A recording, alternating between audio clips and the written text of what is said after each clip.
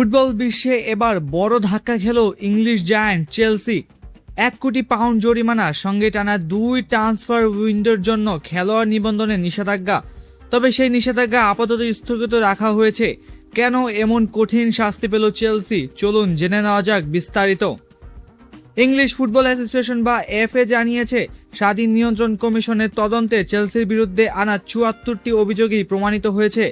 অভিযোগগুলো মূলত ফুটবল এজেন্টদের সঙ্গে লেনদেন, মধ্যস্থতাকারীদের ব্যবহার এবং খেলোয়াড়দের চুক্তিতে তৃতীয় পক্ষের বিনিয়োগ সংক্রান্ত নিয়ম ভঙ্গের সঙ্গে সম্পর্কিত।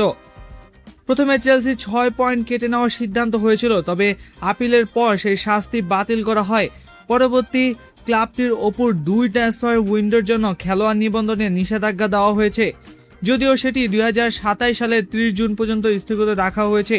পাশাপাশি ক্লাবটিকে 1 কোটি পাউন্ড জরিমানাও গুনতে হবে। এফের তথ্য অনুযায়ী এমন অনিয়মের বেশিরভাগই ঘটেছে 2009 থেকে 2022 সালের মধ্যে, বিশেষ করে রোমান আব্রামোভিচের মালিকানার সময়।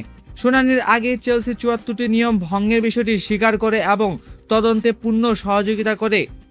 2022 সালে নতুন মালিকানার প্রতিষ্ঠান ব্লোকো ক্লাবটির দায়িত্ব নেওয়ার পর অতীতের আর্থিক লেনদেনে সম্ভাব্য অনিয়ম খুঁজে পায়। এরপর তারা স্বেচ্ছায় প্রিমিয়ার লিগ, এফএ এবং ইউফাকে বিষয়টি জানায় এবং তদন্তে প্রয়োজনীয় হাজার হাজার নথি জমা দেয়। চেলসির এক বিবৃতিতে জানানো হয়েছে, বিচারিক প্রক্রিয়া শেষ হওয়ায় তারা সন্তুষ্ট।